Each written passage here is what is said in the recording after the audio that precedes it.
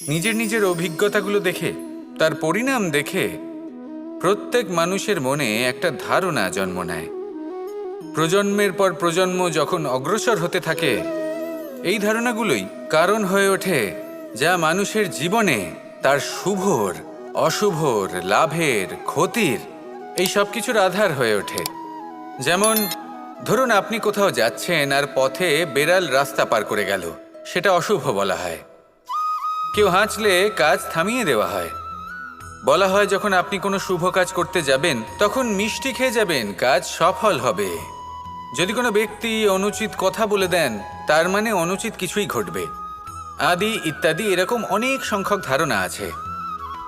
কিন্তু সবকিছু যদি এরকমই হতো তাহলে প্রত্যেক মানুষ নিজের কথা দ্বারা নিজের বা অন্য কারোর জীবন স্বর্গতুল্য করে তুলতো, নয়তো নরকে পরিণত করত। কিন্তু এরম কি আদৌ হয়? না। কারণ এই সব ধারণা, এই সব কিছু এর উৎস হলো মানুষের মন, তার মস্তিষ্ক। যখন আমরা কোনো বাক্য বা কোনো ধারণাকে একটু বেশি গুরুত্ব দিয়ে ফেলি, তার উপর একটু বেশি বিশ্বাস করে ফেলি, তখন যেটা হয়, তখন আমাদের এই ইচ্ছে শক্তি তার সঞ্চার হয় সেই বাক্যের মাধ্যমে।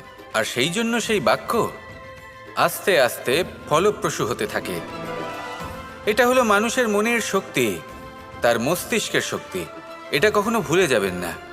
এটা প্রয়োগ করুন আর তার সদ্ব্যবহার করুন। একে প্রয়োগ করুন নিজের লক্ষ্যে পৌঁছানোর জন্য, শুভ কর্ম করার জন্য। আসুন আমার সাথে ভালোবেসে বলুন, রাধা রাধা।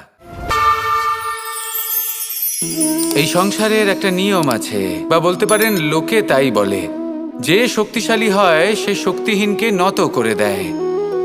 এমনটাই হয়, তাই না? আবশ্যক নয়। কখনো কখনো এমনও হয় একজন অসমর্থ ব্যক্তি সমর্থ ব্যক্তিকে নত করে দেন। এটা সম্ভব, এও হতে পারে। আর এটা তখন হতে পারে যখন তার মধ্যে ভালোবাসার শক্তি থাকে। ভালোবাসার শক্তি এই সংসারে সবথেকে বড় শক্তি হয়।